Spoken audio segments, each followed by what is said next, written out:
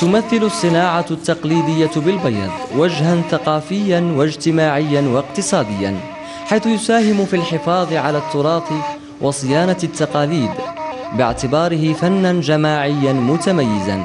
فالولاية تحتوي على منتجات سياحية وتقليدية مختلفة ومتعددة، مثل المنتجات النسيجية بأنواعها. صناعة الصوف أولا يكون في النعجة، من بعد نزجوه، ومن بعد الزج نغسلوه، من بعد الغسيل نبشموه ومن بعد نمشطوه كيما هاك بهذه الطريقة.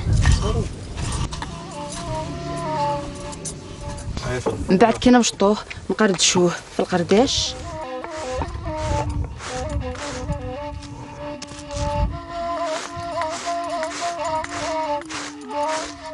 كي نقردشوه في القرداش يولي ليق، كي يولي ليق نغزلوه، نديرو له هاك باش يولي خيط نتاع طعمه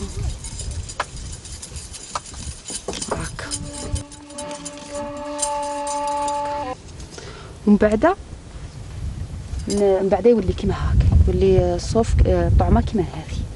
من بعد ندوها للسباق نسبقوها تولي فيها الالوان.